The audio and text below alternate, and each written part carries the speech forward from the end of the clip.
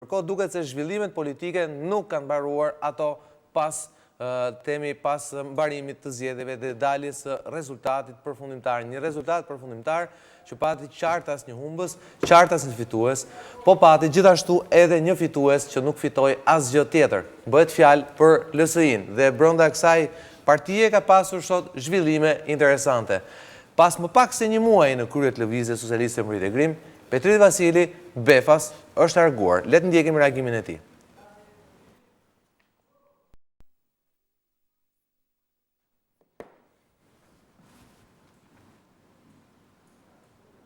Nuk e keni gati? Po si ka mundësi se keni gati? Ne e kishim gati. Në fakt, zoti Vasili dha dorëshën rreth orës 14, pas një lëvizje ndoshta të papritur, për shkak se ai një natë më parë ishte në një intervistë televizive, dha shpjegimet e tij dhe arsyet sipas tij pse rezultati për LSI-n ishte i cunguar. Por Befas në një mbledhje kryesie është vendosur që ai t'i jap dorëshën dhe të zëvendësohet nga zonja Monika Kryemadhi. Pra gjendemi në një situatë të paprecedent. Zonja e parë do të jetë në krye të opozitës. Pse të krye të opozitës? Për shkak se pjesa tjetër e opozitës tashmë lëngon problemin e saj të brendshëm, nga i cili nuk pritet të dalë shpejt. Por le të ndjekim reagimin e Petrit Vasilit. Pas vetëm 57 ditësh në krye të LSI-s, Petrit Vasili jep dorëheqjen nga ky post. Në një dalje për mediat pas mbledhjes së kryesisë, Vasili argumentoi vendimin e tij duke u ndalur tek pozicioni i ri që merr tashmë LSI në opozit. Ky rol i ri kërkon energji të reja, intensitet shumë më të lartë dhe se më parë. Në këtë funksion, personalisht kam vendosur që të paraqis dorëheqjen si kryetari i Lëvizjes Socialiste për Integrim dhe ja kam paraqitur këtë propozim kryesisë LSI-s dhe i kam kërkuar asaj dhe kam marrë besimin e saj që të drejtoj grupin parlamentar të LSI-s. Vasili hoqi të gjitha dyshimet për pasuesin e tij. Në funksion të këtij dinamizimi të ri të partisë, ti propozoj LSI-s zonjën Monika Kryemadhi si kandidate për kryetari i Lëvizjes Socialiste për Integrim, bazuar jo thjesht në pozicionin e zonës kryetares që ajo mbulon aktualisht, por radh parë për kualitetin politik të jashtëzakonshëm tashmë të njohur nga gjithë publiku shqiptar, bazuar dhe në kualitetin e jashtëzakonshëm.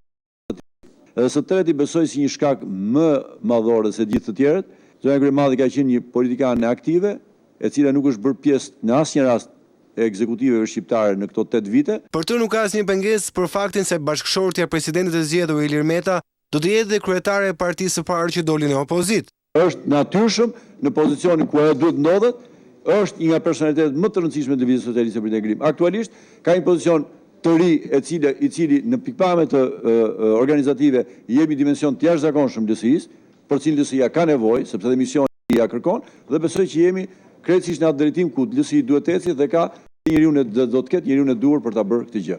Veç Kryemadhit janë propozuar dhe Luan Rama në postin e zëvendës kryetarit dhe Erisa Xhixho në atë të nën kryetares, poste këto që pritet të votohen ditën e mërkurë kur do të marrë dhe konventa kombëtare e LSI-s. Ky pra ishte reagimi i Petrit Vasilit. Pra gjithçka ka ndodhur brenda 24 orëve, Top Channel ka kërkuar në fakt edhe zonjën Kryemadhi, por me sa duket një intervistë me të do mbetet për një moment të dytë. Ndërkohë që duket sikur Selin e LSI-s e ka pushtuar heshtja. Dhe ajo që është më çuditshme është që zoti Vasili jep dorëheqjen kur në fakt Lëvizja Socialiste për Integrim është rritur me 4 mandate.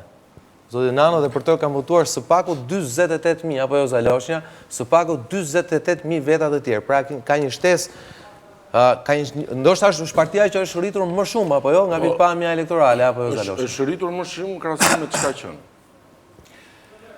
Tani po besoj që kjo rritje nuk ka të bëjë me Petrit Vasilin.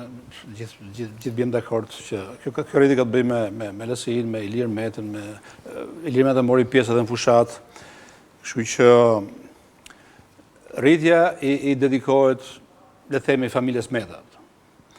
Dhe mi po kjo lëvizje tani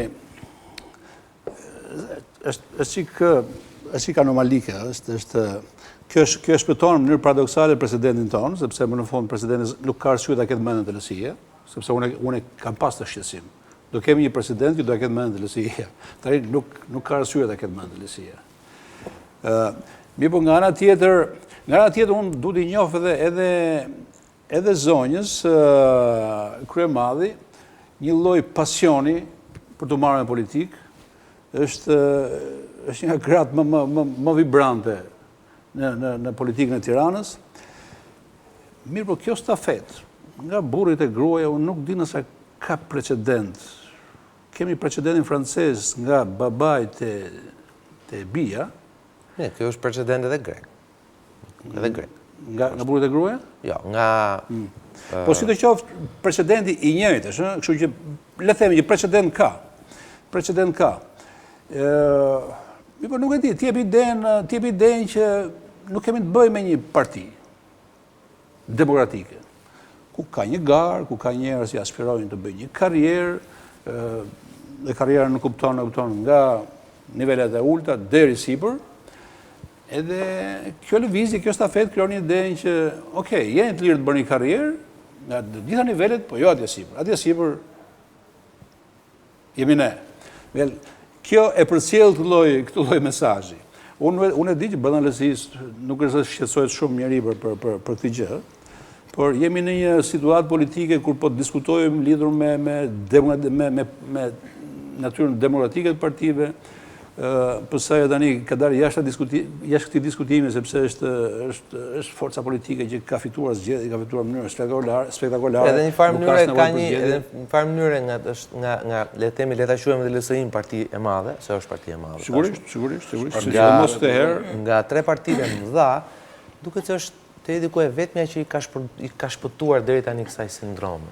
Nuk e dim për shkakun ç'do ndodhi nesër pas nesër kur Zoti Rama do largohet për një arsye apo për një tjetër, se humben zgjedhjet apo se kështu do vet, dhe kë do mbështesi ai për pasues tij. Por duket se Partia Socialiste është e vetmja që i ka shpëtuar për momentin kësaj sindrome. Partia Socialiste, këto janë parti të ndryshme, edhe PD-ja. Jo, edhe PD-ja është pak a shumë jemi tek e njëjta linjë, pra që ikën kryetari dhe vendos le të themi ose mbështet haptazi ose në heshtje, shkel syrin dhe thotë jam për Mustafajin. Te LSI-ja po shikojmë që ndodhi brenda një muaji, ndodhi tranzicioni nga, pra u duk se Zoti Vasili bëri vetëm tranzicionin e drejtimit të partisë nga Zoti Meta tek zonja kryemadhe. Ndërkohë tek PS-ja për shembull kemi parë luftën e paprecedent bile që ka bërë ish kryetari i partisë Nano nga viti 2005 spaku deri në vitin 2011 kundër pasuesit të tij. Një pasues që ai nuk është se e zgjodhi me dëshirë, por përkundër e kundërshtoi që në sekondën e parë. Ne debat politik brenda një partie ne kemi mundur të shohim vetëm te PS-ja deri tani. Edhe PS-ja ka filluar si thua të hedhin mbas shpinën këtë lloj tradite, sepse me ardhmën e Ramës, Rama është një kombinacion e kaloi Ilberin dhe PS-ja me përzonjen e Ilir Metës. Edhe kjo duhet të. Okej, por Iliri iku vetë, u krijoi një klimë, dëbimi.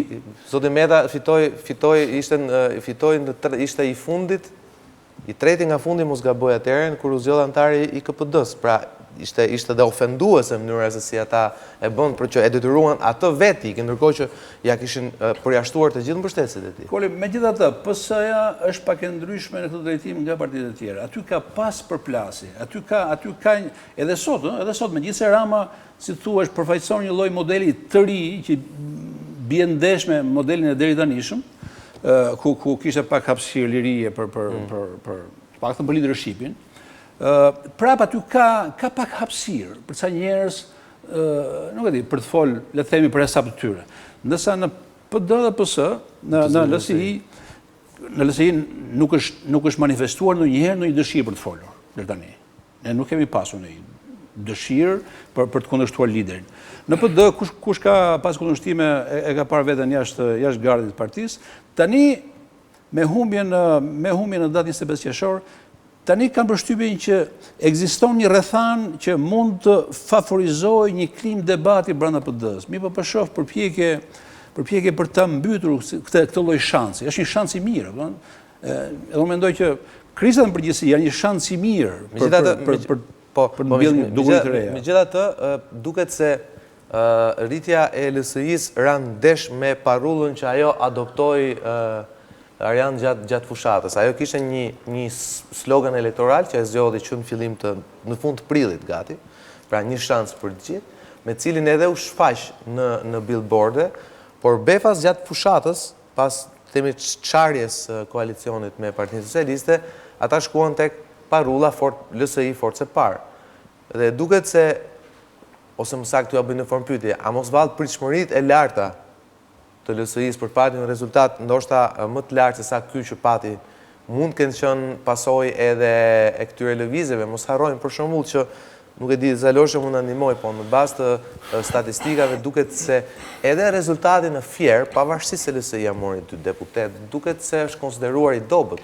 Të paktën ky informacion vjen nga burime brenda LSI-s. Pra duket se ka pasur një presion në rritje ndaj Vasilit Portikut. Tani se ka ardhur ky presion?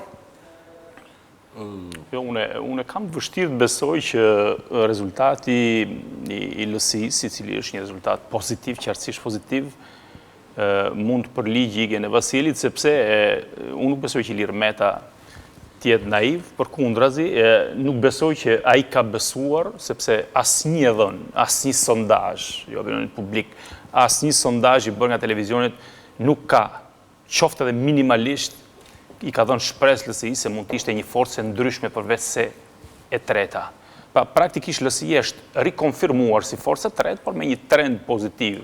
Shiko, unë ndoshta nuk bie dakord me Muçin kur thotë që tashmë presidenti duhet të jetë i qetë në raport me LSI-n, sepse në kryet saj u vendos bashkëshortja e tij. Ju e shihni si shqetësimi këtë lëvizje nga presidenti? Jo, unë them që edhe nëse nuk do të ishte kryetar e LSI-s formalisht, zonja Kryemadhi, faktikisht ajo është kryetar, ka qenë mbasi ke zotit Meta kryetar e Lëvizjes Socialiste për Integrim, kështu në këtë kuptim, në këtë shikim nuk shikoj ndonjë problem. Kjo është thjesht një provë që partitë politike janë në përgjithësi partitë politike, janë në Shqipëri, janë gati organizata okulte, janë një grupim masonësh ku zhvendosjet, ikjet, ardhjet, nominimet, janë procese cilët bëhen pas një lloj transparence. LSI-ja është tipikisht një parti aziendale. Në qoftë se ne deri sot nuk kemi parë një shizm, një çarje, një përplasje opinionesh, minimalisht në Lëvizjen Socialiste për Integrim, është sepse fytyra, fizionomia e asaj partie është e ndryshme nga dy parti tjera, madje shkret e ndryshme nga partitë klasike. Ajo është një parti gati jo ideologjike, një parti e cila pjesë më të madhe të kohës saj e ka kaluar në pushtet, një parti e cila nga pushtetet nuk ka psuar asnjë lloj firoj, nuk ka marrë asnjë kosto. Vetëm është rritur. Kështu që në këtë kuptim unë nuk shikoj asnjë habib se LSI-ja është rritur. Tani LSI-ja është futur, them unë, në një hulli, po quajmë normale, do të shikojmë mbas 4 vjetësh se cila do të jenë kuotat e LSI-s në elektoratin shqiptar. Po. Meqenëse po diskutojmë për rezultatet e LSI-s, unë kam përgatitur grafike, nuk e di regjia mund ta ndihmojë. Regjia po grafikën e keni? Në fakt LSI-ja po të shohësh t'i kthesh mbrapa gjithë deklarimeve dhe në për debat, edhe këtu në këtë studio, deklarimet e tyre kanë qenë që LSI-ja ka pasur një rritje progresive nga zgjedhje në zgjedhje, duke filluar nga 2005, 2007, 2009. Ne ke prapa kurizit të Losha? Po, nëse nxjerrin këtu përballë është dhe më mirë.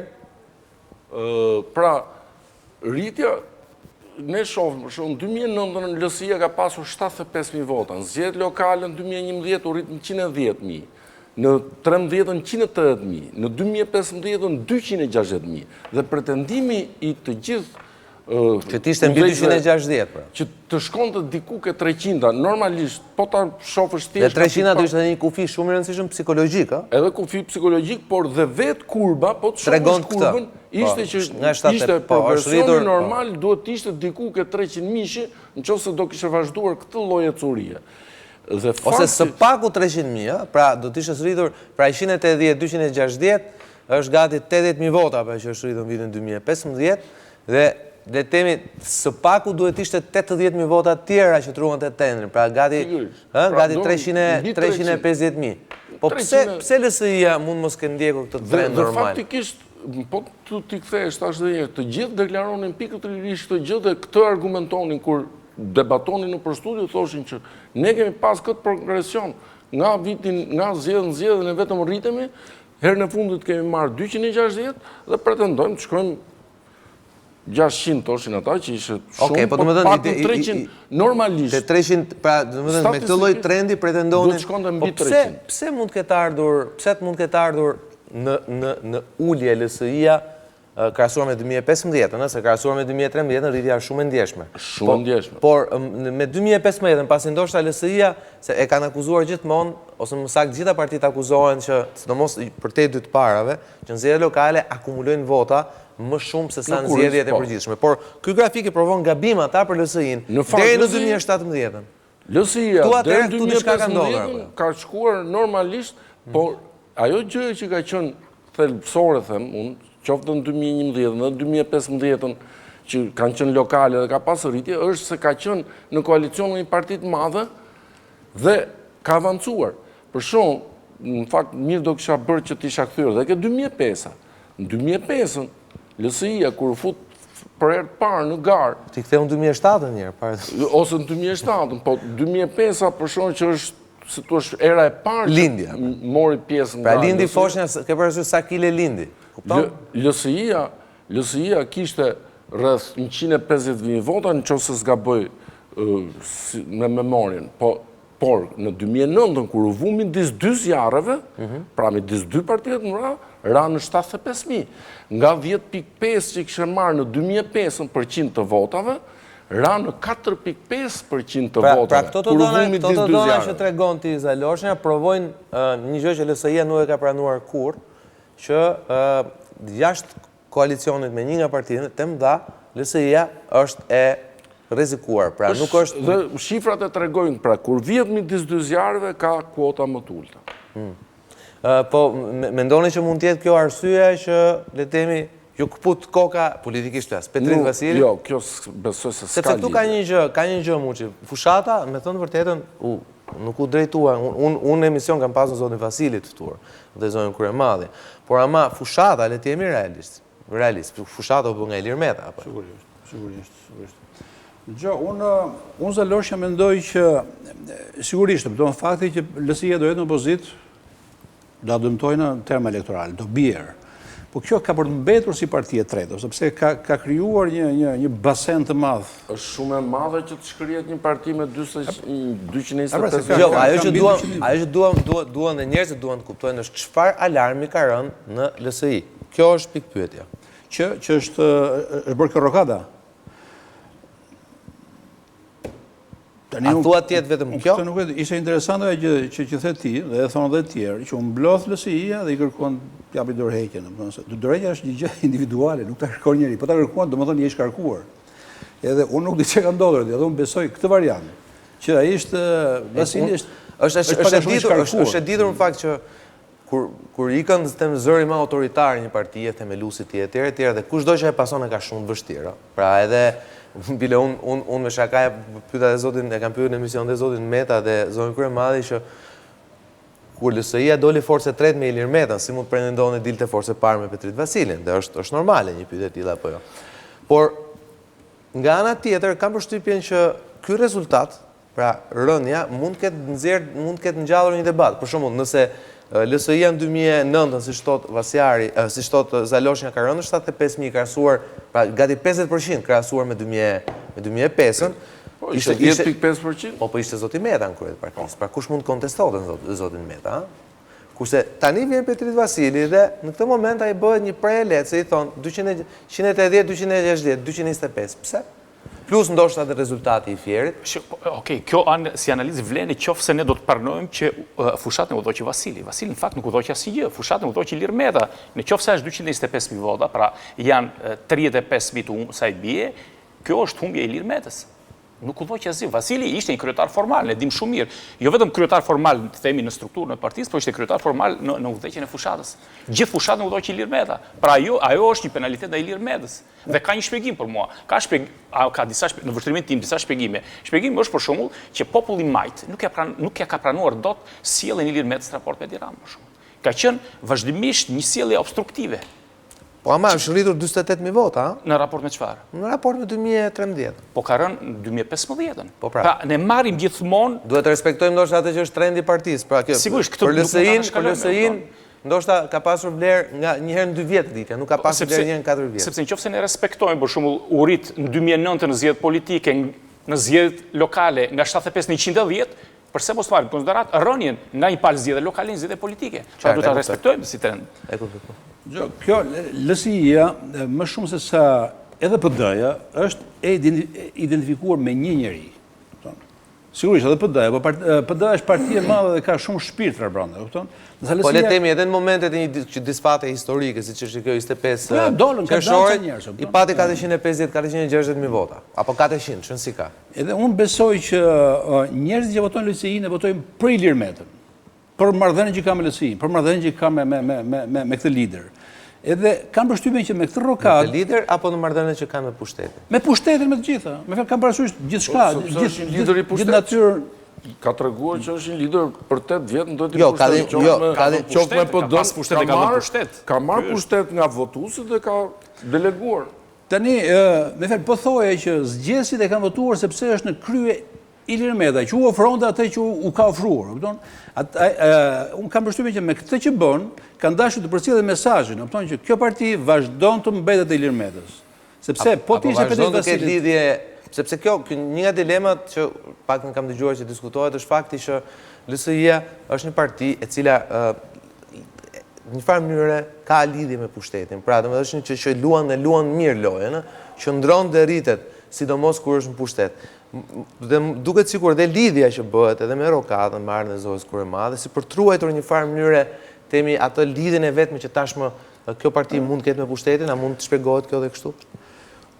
Unë këtë shpjegim gjej.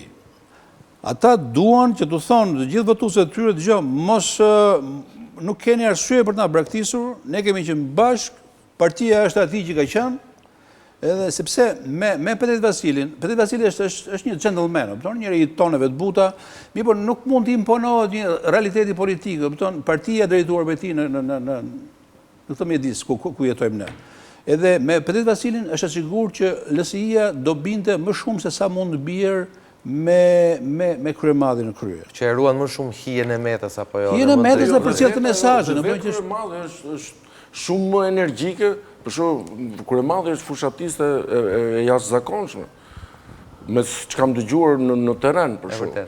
Është e jashtëzakonshme. Gjithashtu dhe në debatet që do bëjnë qoftë në parlament, por edhe kur do ftohet në studio, se normalisht, në qoftë se do ftohet në një studio, është një nga kryetarët e 3 partive të nda, do ftohet kryetarja. Pra, po diskutohet midis Vasilit dhe Monika Kryemadhi në një debat në studio, ose në përballje me gazetarët, ndoshta ajo është më energjike dhe më agresive siç e kërkon fakti i qenit në opozicion. Megjithatë nuk i ka humbur zgjedhjet Vasilit. Jemi të themi ata. Zgjedhjet humbjen në 2015 e ka Ilir Meta. Pastaj pse mos shikojmë një sa humbje. Jo, nuk është. Kto pra, ideja është zakonisht një rënje. Nuk është zgjedhje administrative. Jo, më falë, atëre zgjedhja administrative ka qenë në 2011. Kishte LSI-ja. LSI-ja kishte objektiv që të vazhdonte këtë trend. Dhe kjo ishte, si thua, baza që mendonin se mund të arrini këtë sukses. Megjithatë Zaloshën ne kemi nga e diela deri dje, që flasim për fitoret LSI si fitore e hidhur, në sensin që ajo nuk arriti dot kushtëzoi pushtetin. Dakor, kjo është një gjë. Po nga ana tjetër, kur ti i kërkon dorëheqjen, pra ti ndron kryetarin 2 herë brenda një muaji, duket sikur do të japësh idenë me zor që ti ke humbur. Pra duket sikur ti do ta pranosh publikisht që ti ke humbur, ndërkohë që LSI-ja nuk ka humbur. Në raport me veten e saj, në çdo rast politikisht, ajo sot ka 19 deputet dhe nuk i ka të koalicioneve, i ka të sajat. Pra, nuk di, po marr shembullin e Dibrës, për shembull që nga 10%, 11% që ishte në vitin 2013, tani është 17%. Duke pasur dhe PD-ju tashmë një element shtesë dhe shumë që ka fituar mbi 10% të votave në Dibër. Pra, kuotat janë rritur. Ka ardhur një parti tjetër, ajo nuk ka marrë asnjë vot nga LSI-ja, ka marrë 10% tjera, nuk e di, PD-s apo... Pra, në vetvete kjo është një parti që është rritur. I vetmi, ose ndër rrethet e vetme ku ka patur ulje, pavarësisht se kanë prodhuar mandate, ndoshta atë ti mund ta ndihmoj, është Fieri, është Shkorça, dhe është Vlora.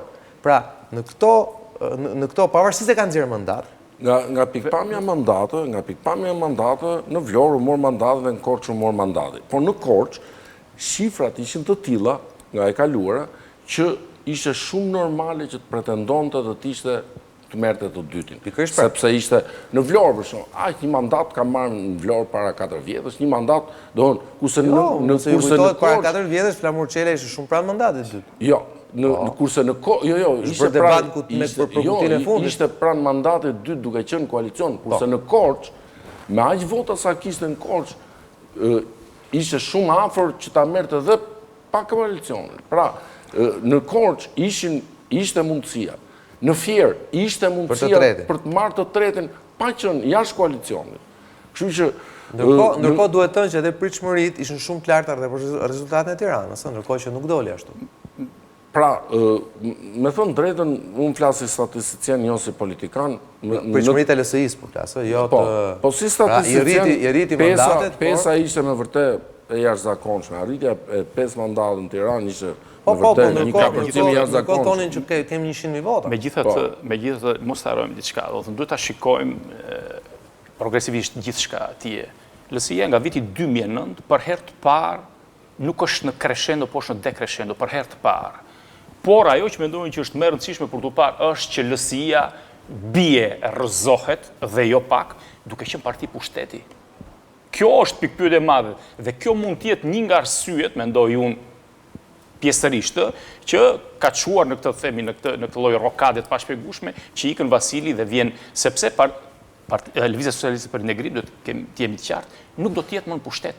Dhe ajo instikti Zotmeta kupton, duke mos qenë një parti pushteti, ne rrezikojmë shumë. A mund të jetë këtë një sinjal që i lëshohet Edi Ramës, kjo lëvizje? Për një arsye shumë të thjeshtë. Zoti Vasili është anatemuar për faktin se mbajti një deklarat në 17 maj, e cila u interpretua si presion direkt në kryeministit. Sigurisht, unë dhe ju të gjithë besojmë njëjtën gjë që nuk është se pas asaj deklarate nuk qëndronte Ilir Meta.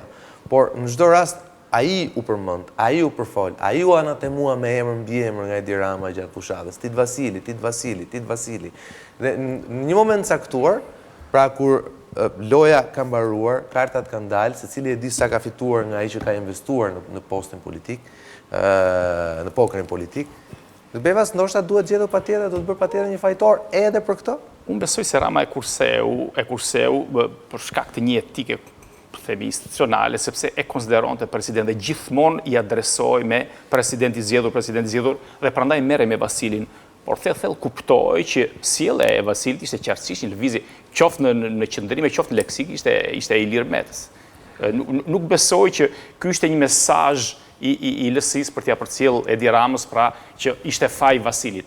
Edi Rama nuk është naiv. Edi Rama di çdo lëvizje, çdo fjalë Vasilit ishte fjalë e Ilir Metës. Në fakt, për aq kohë sa Ilir Meta nuk ka marrë postin e presidentit dhe mund bënte fushat të paktën nga pikpamja kushtetuese s'kishte asnjë pengesë, qenia Vasilit kryetari LSI-s në fakt ishte një diçka formale, sepse dhe vetë mënyra si u bë fushata, mënyra se si adresohej Ilir Meta kundërshtarëve të vet, në mënyrë shumë agresive, Edi Ramës kryesisht, po dhe Lulzim Bashës. Pavarësisht se kishte titullin kryetari i LSI-s, ai ishte lideri i gjithë fushatës, ndërsa kjo lëvizje më tepër ka të bëjë me faktin që Ilir Meta e di që duke qenë president i vendit nuk mund të bëjë më deklarata të atij niveli që bënte deri dje.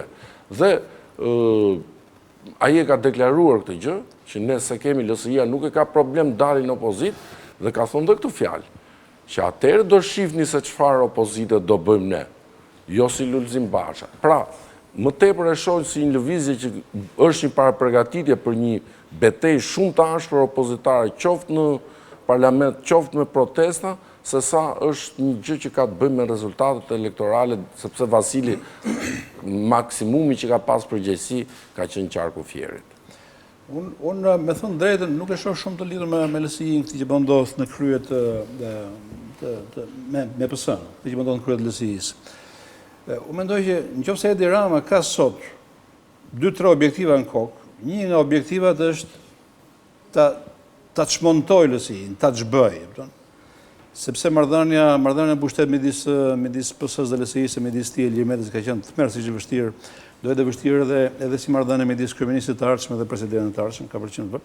Po, bile pikpyetjet janë do tjera, apo jo Partia Socialiste prezent momentin e inaugurimit për president. Pra deri në këtë pikë janë dilemat sot. Unë besoj që do jetë, po them që deri në këtë pikë janë dilemat sot. Sot Edi Rama është kryeminist, ka një maxhorancë të vetën, një ngjyrshe, nuk ka nevojë për asnjëri, nuk ka nevojë as për LSI-n.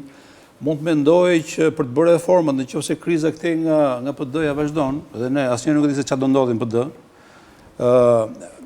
do jetë nevoja për një quorum parlamentar për të bërë çfarë reforma, që po pret edhe Brukseli, po edhe Rama vet i ka artikuluar dhe i ka pas në mendje.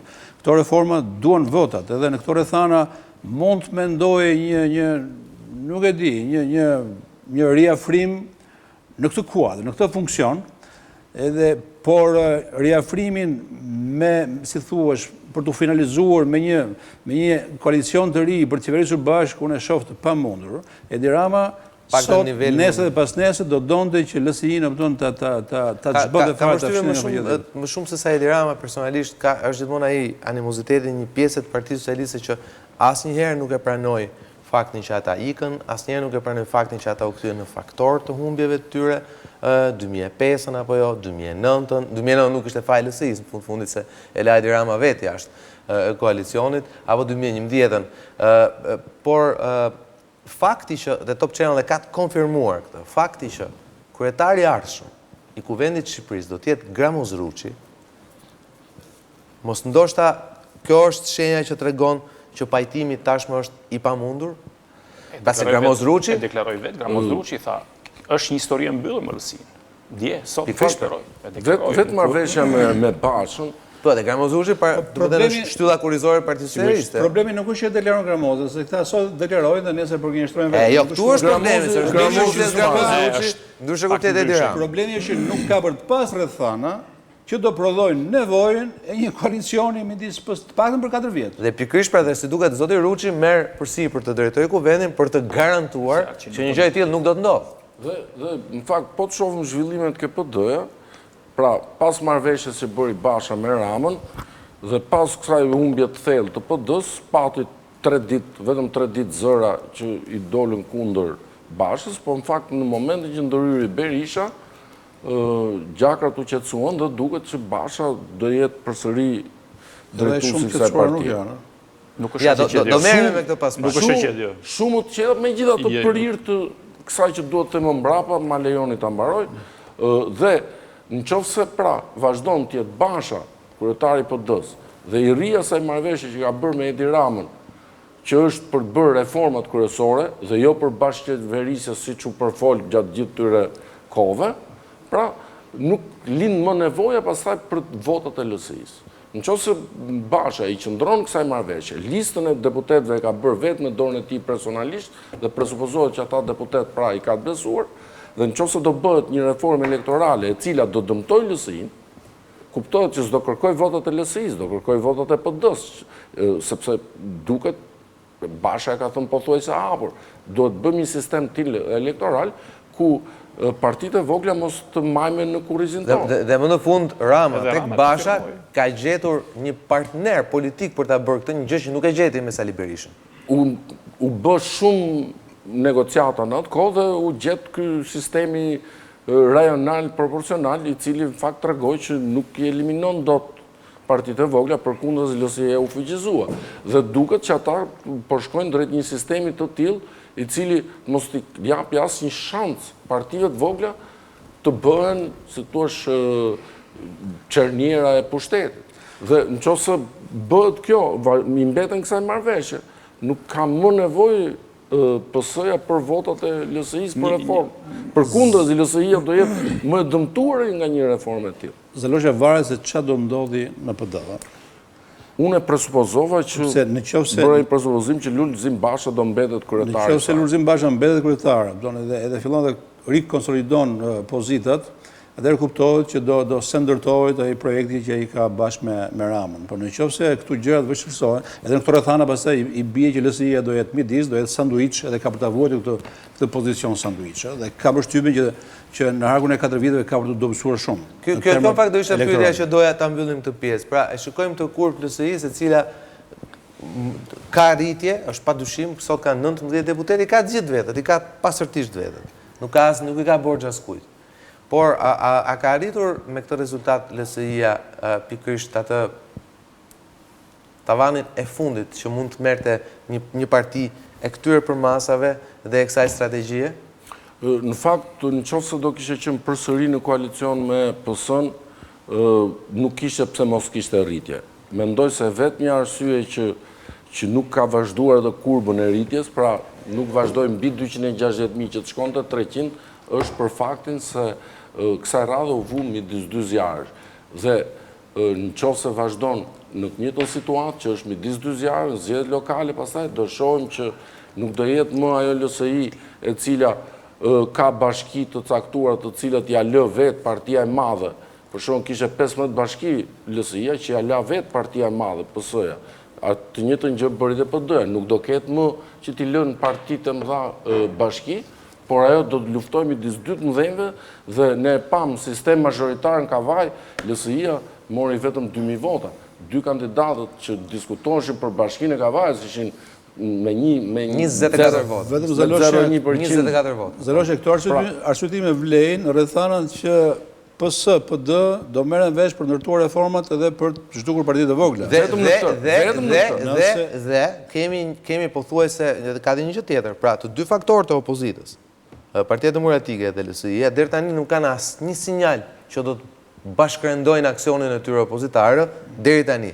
Pra, edhe zoti Basha deri diku e ka lënë këtë të kuptoj, edhe zoti Selami mbrëm në intervistë Top Story thatë njëjtën gjë, por edhe zoti Vasili ka thënë të njëjtën gjë në daljen e tij të parë. Pra ne do jemi forcë e parë e opozitës. Ne do bëjmë opozitën tonë që do jetë opozitë më e fortë që është parë ndonjëherë. Nëse gjërat ndryshojnë, pas 4 vitesh do futemi prap në zgjedhje, edhe nëse PS-ja dhe PD-ja do kenë një histori 4 vjeçare për 4 vitet e ardhshme në fjala, të vështirë, edhe do tensionohet shumë situata, mos e injoroni si variant një koalicion parazgjedhor PD LSI pas 4 vitesh. Nëse bëhet kjo, LSI-ja fillon prapë ato njerëz të LSI-s e rikuperojnë shpresën, që mund të vinë prapë pushtet, edhe mund të shkojë te nivelet që ka LSI-ja. Muçi, unë atë argument statistikor që bëra, e bazova me premisën që marrëveshja midis Ramës dhe Bashës për të ndryshuar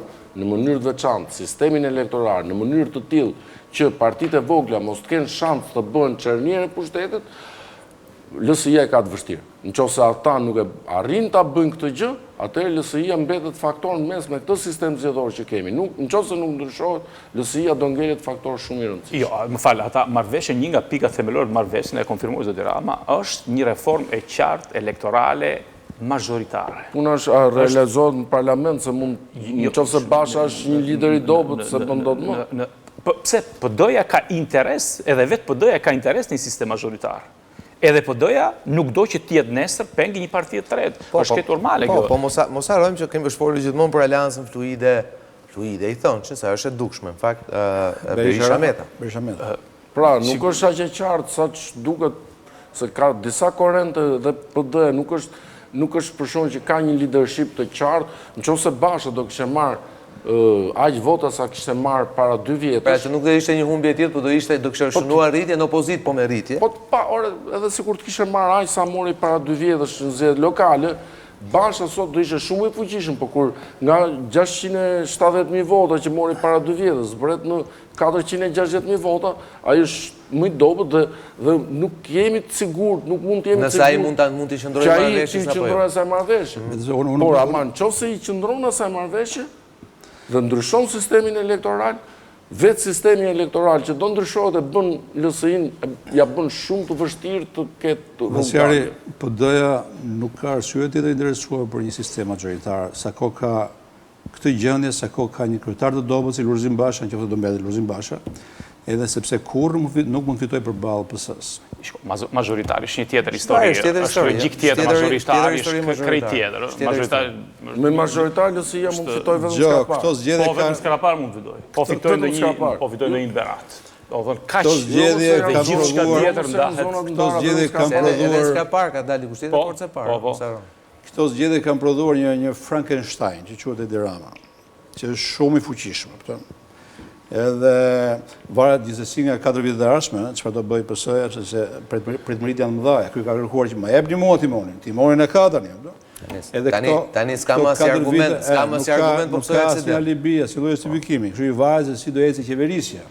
Por sidoqoftë ai është lider i fortë sot në këtë moment. Është më i fortë, kam përshtypjen që është një nga liderët më të fortë që kemi pasur këto 27 vite. Nuk kujtohet Zalosha kur ka ndodhur një parti marrë fitoi zgjedhjet vetëm. Ndoshta 92-shin?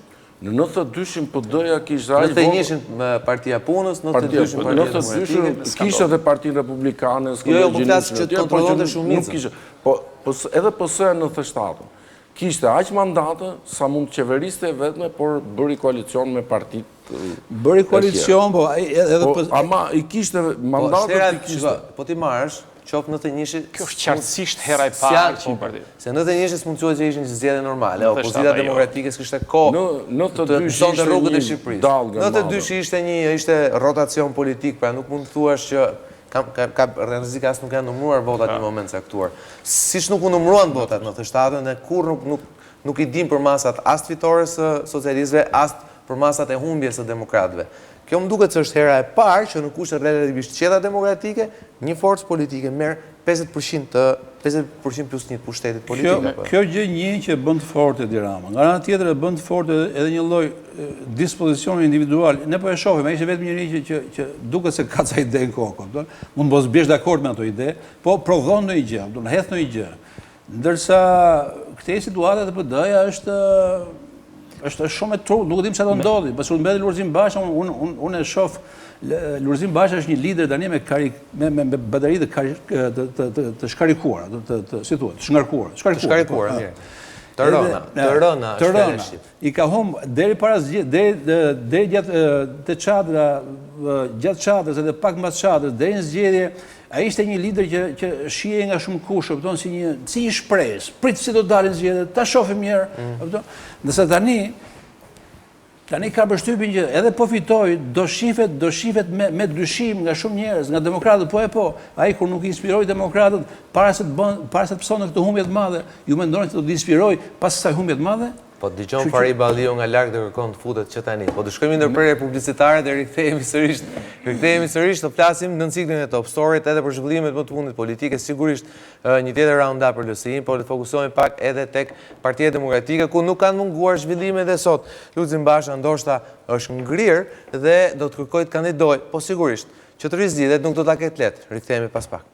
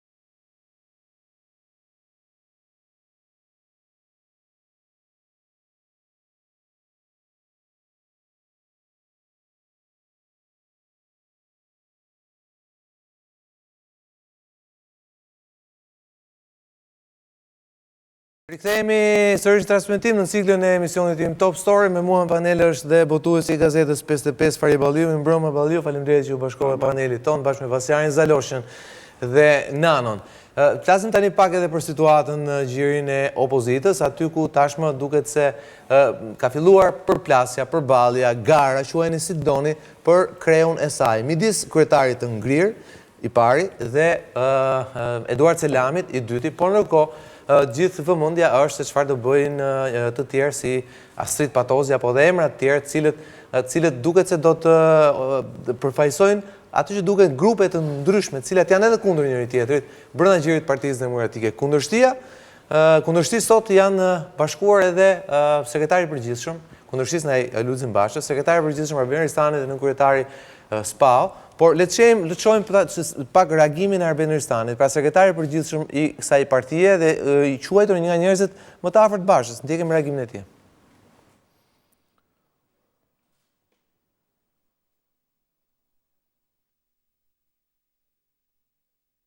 Në fillim të javës së ardhshme, Partia Demokratike do të mbledh kryesinë e saj për të zgjedhur komisionin që do të organizojë zgjedhjet për kryetarin e ri të Partisë Demokratike. Burime pranë dy nënkryetarëve që kanë marrë funksionet e kryetarit Basha, thanë për Top Channel se kryesia do të thirret kur të përfundojë afati për regjistrimin e kandidatëve. Sipas vendimit të tyre të së mërkurës, kjo datë është 2 korriku dhe më pas kryesia do të zgjedhë 7 anëtarë dhe 2 ndihmësa të komisionit të organizimit të zgjedhjeve brenda partisë. Por edhe ky vendim, njësoj si ai i shpalljes së datës së zgjedhjeve, nuk do të ketë firmën e sekretarit të përgjithshëm Arben Ristani, i cili u ngarkua nga kryetari Basha me të njëjtat kompetenca si 2 nënkryetarët për organizimin e zgjedhjeve. Arben Ristani mendon se ky akt i kryetarit të partisë është jo statutor. Ai referohet nenit që flet për dorëheqjen e kryetarit, rast në të cilin sekretari i përgjithshëm vë në lëvizje Këshillin Kombëtar, që komandon njërin prej nënkryetarëve. Sipas sekretarit të përgjithshëm demokrat, shpallja e datës së zgjedhjeve dhe e paraqitjes së kandidatëve është kompetencë e kryesisë. Arben Ristani, i cili u renditi 4-ti në Vlorë nga 3 që fitoi Partia Demokratike, thotë se për të garantuar integritetin e zgjedhjeve në parti, është e nevojshme rinisja e procesit mbi bazat e statutit. Deklarata e Arben Ristanit është e ngjashme me atë të kundërshtarëve të Lulzim Bashës për sa i përket procedurave të ndjekura, por ata shkojnë edhe më tej se Ristani kur thonë se nuk mund të ketë garë të vërtet pa dorëheqjen e Lulzim Bashës, të cilën e shikojnë si të vetmen mundësi për të ndërprerë procesin antistatutor aktual. Përndryshe, ata thonë se Lulzim Basha mbetet përgjegjësi vetëm i shkatërimit përfundimtar të Partisë Demokratike. Ndërkohë, pas ditën e sejntes, Partia Demokratike shpërndau një deklaratë ku citohen pikat 1 dhe 2 të nenit 43 të statutit të Partisë Demokratike, nëpërmjet të cilave duket se jepet të drejtë Lulzim Bashës për vendimin e marrë. Sipas pikës 2 të statutit, thuhet se një nga 2 nënkryetarët e PD-s zëvendëson kryetarin në rastet e një mungese të zgjatur ose me autorizimin e tij. Ndërsa në rastin kur nuk ka një autorizim apo një dorëheqje, sekretari i përgjithshëm mbledh Këshillin Kombëtar që komandon nënkryetarin që do të drejtojë partinë deri në vendimin përfundimtar të Kuvendit Kombëtar të Partisë Demokratike. Rikthehemi në studio. Balliu, duket se pavarësisht se me temin parë mënyrë me mbrojtjen me mbështetjen që i bëri zoti Berisha dje zotit Basha, duket se temi nuk është më gjendja siç u dukte 2-3 ditë më parë, por sërish me këto reagimet e sotme nuk do të jetë një rikthim i shet i Bashës në krye të partisë. Unë mendoj se të turbulenca janë të zakonshme dhe normale pas një rezultati të tillë të Partisë Demokratike, si një nga përgjegjësit kryesor është edhe kryetari i partisë. Por ne këtu, me qetësi dhe me ndershmëri, duhet të ndajmë përpjekjet e atyre demokratëve dhe figurave të Partisë Demokratike, të cilët kanë qetësinë dhe dhimbjen për Partinë Demokratike, për humbjen dhe të atyre që nuk kanë pas nevojë fare për këtë rezultat, të thoshin dhe të bënin të njëjtat gjëra ndaj kryetarit Basha, siç e kanë bërë gati për 2 vjet, duke ja shkatërruar degët e partisë në përdhethe me ndërhyrjet e veta, as statuore, as të drejta, po thjesht influentive. Pra këto figurat, cilat gjatë gjithë 2 vjetëve të zgjedhjes së Bashës kanë pasur të njëjtin tekst që kanë sot. Kupton, bile disa prej tyre kanë dalë në këtë ekran dhe nuk kanë lënë kusur pa i thënë Bashës, Saliut 2013 dhe asnjëri nga këta në 2013. Dhe kjo është një nga dramat dhe defektet më të mëdha që ndodhen në atë parti, që u mjaftuan me dorëheqjen e Sali Berishës, i cili gati s'kishte pse ta jepte atëherë, sepse këta ishin ministra nga 8 vjet dhe akoma duan ose të kalonte në votbesim. Ose të kalonte në votbesim dhe këtyre nuk u hyrin një gjem në këmbë, po i morën ato beneficet e 8 vjetshit, të cilat janë të dokumentuara, më kupton, dhe gjatë gjithë kohës pasaj bënin prap ministrin, bënin prap themelusin, bënin prap atë më i vjetër se ky, bënin prap grupin, kritizerin, klari. Këto janë gjëra të cilat për mua Basha ka bërë një gabim që këtyre nuk ka vënë në dukje, në çdo mbledhje kryesie, në çdo mbledhje të grupit parlamentar, qëndrimet e pandershme apo qëndrimet ekstremisht të pandershme, krejt si një ministër i socialist të nga një ish ministre që shkonte në Bruxelles dhe ishte e renditur drejt për së drejti në radhën e pushtetit dhe jo të opozitës. Për mua këto gjëra... Zonja Bregu ka thënë gjithë ato që më pas bëri Zoti Basha. Zoti Basha ato nuk i bëri se i kuptonte Zonja Bregu. Ato i kaluan përmes një procesi dhe Zonja Bregu s'kishte nevojë të Malio, nuk kam duke thënë këtë. Unë po them një fakt. Fakti është që... Do ma lësh ta mbaroj unë. Çfarë fakti është ky? Fakti është që Shparta Zonja Bregu bëri Zoti Basha.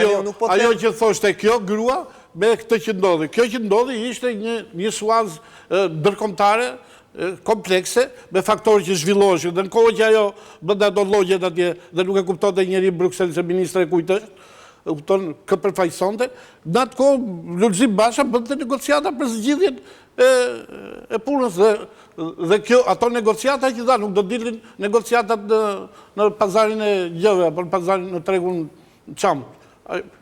Unë kam këtë mendim. Njeriu në qoftë se aderon në një parti duhet jo vetëm që ta doj dhe ta mbroj atë, po duhet dhe t'i bindet rregullave, statutit të saj dhe fatit të saj. Jo ta mendoj veten si parti, po të mendoj partin dhe veten si antar të saj. Prandaj ti ndajmë të ajo, njerëz që duan të kandidojnë dhe kanë plotësisht të drejtë, mua më duket një qëndrim krejt normal i Selamit i cili su pajtua edhe herën tjetër. Pra tjetër do të kandidojnë normale, ka që kryetari i partisë, ka që shu të kandidojnë. Dhe gjithkush ka të drejtë. Ka të drejtën shumë gjëra që thotë. Po, ka patjetër që ka. Por unë kam këtë mendim. I qëndroj luajal partisë dhe kur e hoqën nga lista. Edhe kur e hoqën, patjetër. Dhe këtu është në historinë e një partie dhe veprimtarinë politike të saj, jo gjithë një partia të mbron apo ashtu. Ka raste që do sakrifikosh prej saj.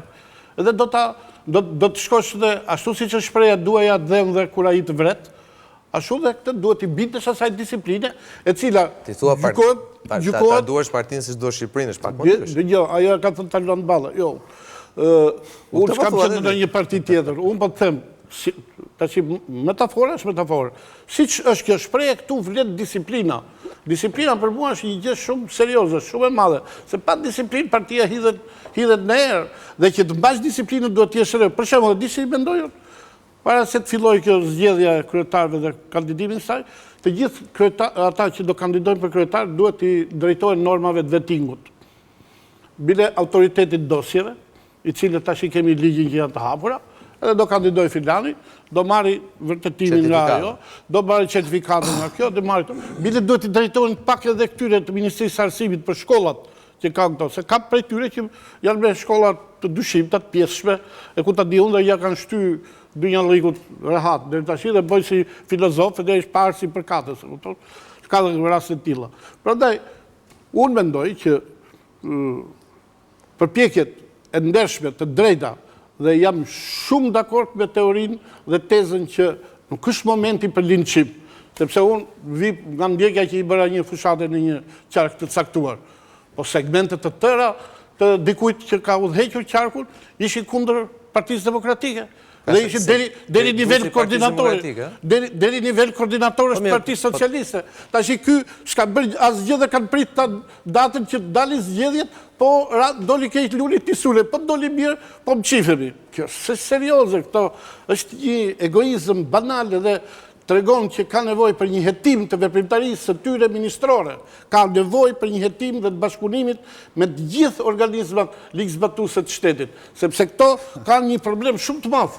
Këta pas kanë një problem shumë të madh, kupton? Dëgjoj.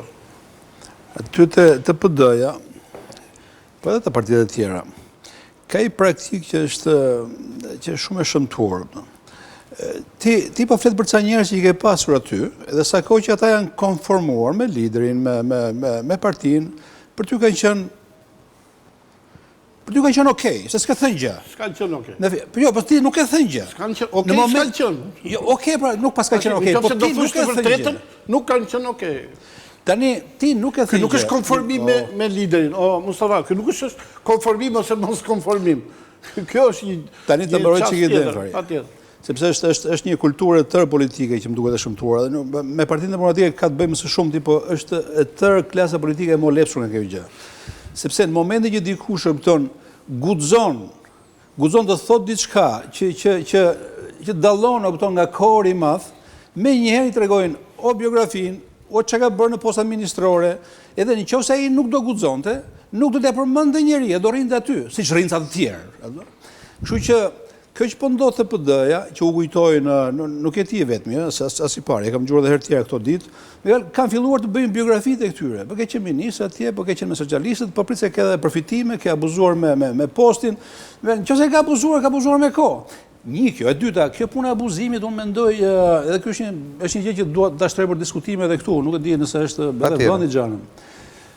Kjo punë e abuzimeve, ne kemi 27 vjet që gjithë gara politike dhe elektorale është midis dy bloqeve, të cilët akuzojnë një tjetrin mbi abuzime.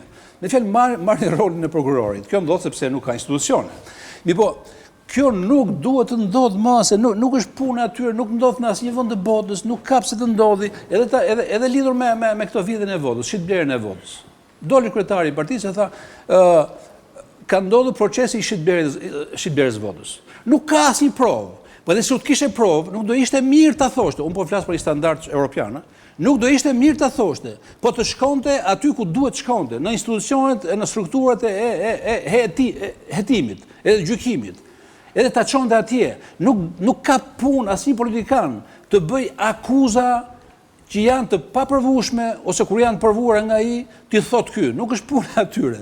Politikani ka drejt bëj politikanin, të marrë pjesë në jetën partijake, pastaj kur vinë zgjedhjet ballavaçohet me partitë e tjera. Edhe këtu ndodh një gjë, është bërë rrëmuj e madhe, ngatrohen rolet e institucioneve me rolet e partive, me rolet e individëve. Edhe jemi në një gjë të shëmtuar që as nuk të shijon kur e ndjek edhe kur e komenton, se ne edhe shkruajmë, edhe vim këtu flasim. Edhe për çfarë flasësh? Mustafa, ti ke të drejtë në një pikë. Flas për veten time që jam përpjekur të ruaj dhe të mos përfitoj dhe zero përfitime të një leku publik. Ti ke një të drejtë. Unë atje ku kam qenë, në atë partinë atë, kam kontestuar shumë herë figura tepër të rëndësishme të brendshme. Unë kam bërë një gabim fatal. Kur janë kruajtur me liderin. Unë jam, jo, asnjëherë, edhe kur kanë qenë në dashuri dhe s'ka pyetur lideri se çka kam thonë unë. Unë i kam thonë për dokumentuar qëndrimin tim. Dhe lideri s'ma ka marrë parasysh. Se po ta kishe marrë parasysh, nuk mahet 8 vjet një ministër. Se nuk mahet në këtë kohë kur çdo ditë del ka iPhone i ri. Ma 8 vjet një ministër, nuk mahet. Kupton? Pra, ti ke drejt vetëm një pikë. Se kemi dhe 10 vjetorin e iPhone-it. Se kemi dhe 10 vjetorin e iPhone-it. Ti ke drejt vetëm një pikë. Që unë më së paku, një herë të paku duhet i kisha thënë o në televizor, ose në gazetë. Nuk e kam bërë këtë për një arsye serioze. Sepse thënje të tilla në gazetë dukeshin si abuzim me që unë jam pronar i gazetës dhe mund të shkruaj çfarë do qefi. Dhe do konsiderohesh si një gjë subjektive dhe do t'i binte pesha e vërtet. Po kur s'kam qenë me asnjë hajdut që ka qenë aty. Me asnjë person që ka qenë aty përfitues dhe abuzues. As me ndonjë që ka shitur hidrocentralin 800.000 euro i cop letër. Kupton? Me asë një njëri. Po ti do thush një gjë, paset nuk thuhet tani kjo fare, nuk thuhet tani kjo tani. Mos kujton se edhe për ta kishe shkruar do kishte në një vlerë ajo. Sepse është ajo që ti the që akuzat janë bërë nga të gjitha anët, me të gjitha forcat dhe kur vjen puna, ajo të kujton një anekdotë që qarkullonte në Elbasan për një baba kur i thanë që vajza po dashurohet me filanin, ajo ka punë e vetë, unë kam punën time. Edhe këta, ata shaj, bëjti qatë duesh, ata kanë punë e vetë, rritë për ato maqina, marrin ato përfitime, i kanë marrë, i kanë qarë, të gjitha gjërat. Këtu, çështja është që do të vendoset një standard i ri, apo nuk do të vendoset. Këta e kemi në dorë gjithë ne. Farid, do të bëjmë parashikim unë, ti the fjalë të mira për Eduard Selami sot, po nëse Eduard Selami do ta ashpërsoj, si thua, çik tonin, do ta ngrej tonin, do ta bëj fushatën të ashpër. Ande nga fundi i fushatës do t'i vërsuleni e do t'i nxjerrni gjëra. Këto tash janë hipoteza, unë po E hapi lojën, tha Vetingu, Gjitha janë, shkolla, shikohen ato. apo kemi një kandidat që pritet dale? Me siguri që kamën ti, se këta që janë pa shkollë nga një qef. Qa Vetingu ti bësh Eduard Selami? Po jo, s'ka lidhje. Oke, më duhet shkojnë të prej publicitar dhe rikthehemi dhe një flasim për garën e PD-s, pra mund tjetë ajo një garë e ndershme dhe e hapur, ndryshe nga ajo 2013-s. Rikthehemi pas.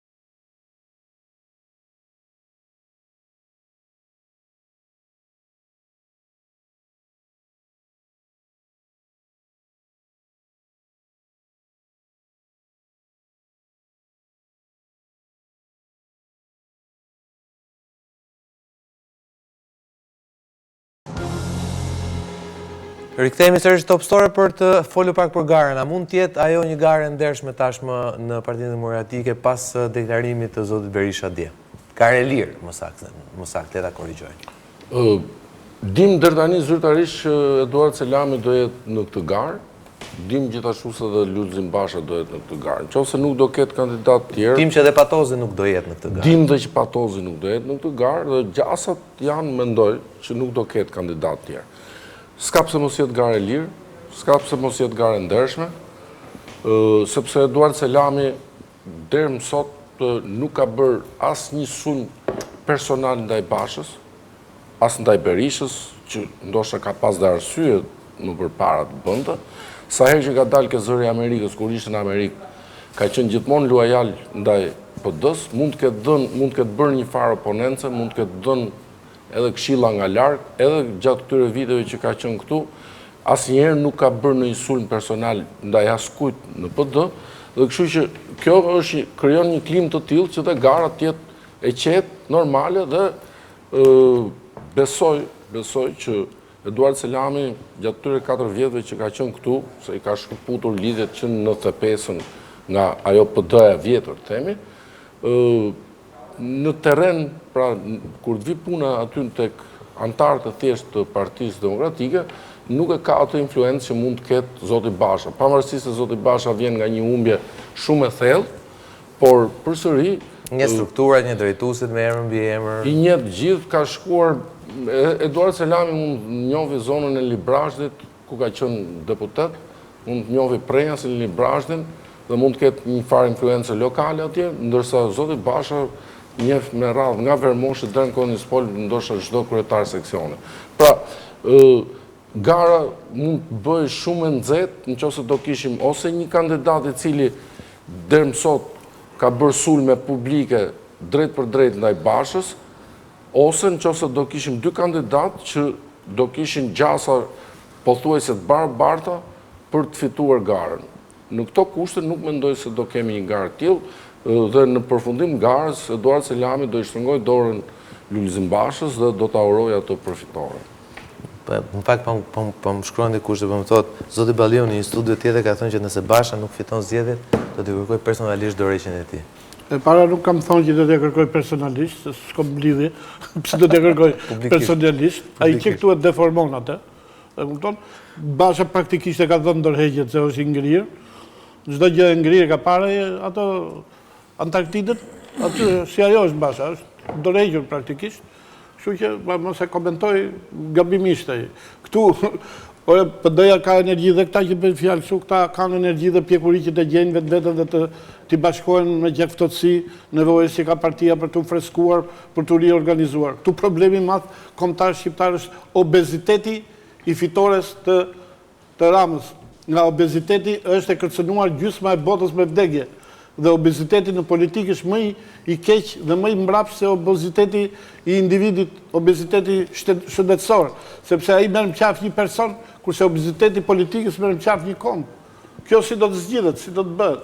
Po pra, dhe këtu shpresat tu janë të opozita, apo jo? Si do të rikuperojë opozita 200.000 vota që la vend, që kishte vend 2013 dhe ja 100 sa mijë tjera që t'i duhen për të fituar zgjedhjet, zoti Balliu. Mendon që mund të ketë një bashkëpunim PD-LSI? Që në opozit dhe më pas edhe në qeveri bashkë? Bashkëpunimet do jenë nga më të çuditshme.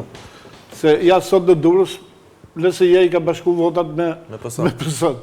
Do vinë zgjedhjet lokale, gjithkush do të gjejë partnerin e dur për të fituar zgjedhjet. Këto ne nuk duhet të paraqisim, ne të parë të japim sinjalin që të bien këto heshtat dhe këta qitësat me kohë të plot kundër dhe atësarimit të politikës dhe kundër bashkëpunimit. Bashkëpunimi është për këtë vend, për këtë shtëpinë e jemi të gjithë në një varg. Shpo njëri ke Bashi, shpo tjetri ke Kiçi, e kanë bërë shosh atë dhe sa fqinjet përparojnë. Përparojnë fqinjet me një dramë të madhe të brenda të tyre. Dhe me ëndra nga më të shpifurat akoma mesjetare ndaj Shqipërisë dhe askush nuk kujtohet që të thotë, ore, pritën sepse u bëra unë ministru u bë Qameti, se doli ky sekretari i përgjithshëm, po doli ky nënkretar, po çka këto marrë zida Doli sekretari i përgjithshëm, pra si, nuk të duket zhvillim i vogël. Po unë më duket fare zhvillim i vogël. Ai është një nga njerëzit më me kontribut në Partinë Demokratike të këtyre viteve dhe në drejtimin e Lulzim Bashës, dhe është një nga njerëzit më të aftë që unë do ta vija në çdo vend të ekzekutivit. Por njerëzit kanë emocione, gjykojnë për një çast, një gjë që duket sikur vlen. Kalojnë disa ditë, për shembull në përshëndes deklaratën e zotit Patozi që thotë unë do kandidoj. Se i jep fund një thashë themnaje sa i vagon treni me të lësoj marifete se të lësoj gjë. Jeri serios. Po është serios, po e kupton si është loja. Për shembull, kjo është si vetë unë tash me që ka një kandidim te ajo e futbollit, duket të vetë edhe unë atje të kandidoj. Po çdo ditë kanë prerje këto gjëra. Ai mund të jetë nesër një ministër, ai mund të jetë nesër një kryetar kuvendi, mund të jetë patjetër. Ka zhvillimin e vet. Sokol, mund më ndërgjumë. Çfarë unë uroj që Partia Demokratike, strukturat e saj mos të mendojnë njësoj si zoti Balliu, shumë e para gjë. Po ti do t'japësh një porosi se ata s'të dëgjojnë. Sigurisht edhe porosia ka kapacitetin për ta dhënë. Më dëgjon mua. O dhe të jesh i lumtur kur të rriqet një kandidatur nga një garë. Po patjetër. Unë jam i gatshëm. E përshëndes të jam i lumtur. Mos pa deformo fjalën, lutem. Okej, që të përshëndes, okej, bukur. Sepse gjykoj intelektualisht që është mirë. Që të rriqet nga gara. Po. Jo të rriqet, si ishte në garë, më zotëri. Ku ishte në gara? Je vure ti në gara. Ti s'po lejon as të futet, more. E kupton ti ku mbrini ju apo jo?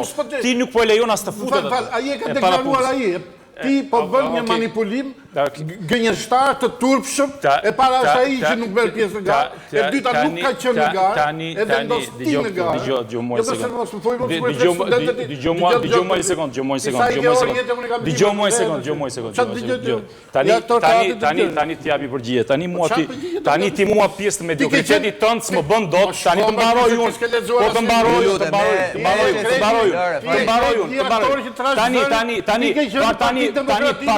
Partia që ka marrë fytyrën tënde, është kjo që sot. Tani u them që ajo parti të marrë një fytyrë tjetër. Dhe në qoftë se ty të shqetëson, po sigurisht të marrë tënde, të mbaroj unë, po të mbaroj unë. Po ta kalojnë personale. Se ti fole, the ato që the, të mbaroj unë, mërë zotri. Lëre ta mbaroj dhe ti shmangemi, Arjan. Po lëmë se i ke i, po të mbaroj unë, po të mbaroj unë. Po të mbaroj unë, se e ke turpëruar të parti ti dhe disa se ty lëre, mërë të mbaroj unë. Tani të mbaroj unë një sekund. Tani të mbaroj unë një sekund. Po ty të ka pas, mësë më ka pas mua, më po të ka pas. Okej, të mbaroj unë. Okej, të mbaroj unë. Po pra, po unë kam qenë, o zotri, shiko t'jep.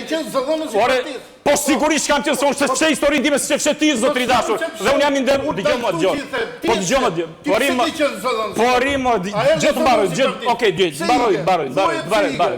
Tani unë s'kam frikë të debatoj me stalinistë si puna jote, pare punës je. Ashtu dhe të mbaroj unë. Po ti je një stalinist, je dhe një mediokër kokë këmbë, që ke dhënë asaj partie kualitetin tënd estetik dhe kualitetin tënd intelektual. Tani të mbaroj, ti je një njerë intelektual që e ke turpëruar atë parti, po të mbaroj unë. Dhe në qofë se fletë, ti je vetëm një njeri i paguar egërsisht nga qarqet më të ndyra të kundër këtij vendi. E kupton çfarë je ti apo jo? E kupton ku je? Unë jam një botues që nxjerr libra. Ti çfarë bën? Ti as lexon. Ti je nga ata që boton libra pa lexuar një mor zotri, po jam të mbaroj. Ti je i paparë. Tani je shiko. Tash duhet ta Po vazhdoni, pa mos e ndërprit tani, se e kalove personale. Tani për titullin, ti s'ke një të mitër e inteligjencës time, ti e një... Po unë të shikoj më si e kemë, ti ke të shkruar se ke për të mbaroj. Publicitet dhe kthehemi me Vasjarin sa të qetësohet pak. Publicitet, se shkoj shumë larg. Publicitet.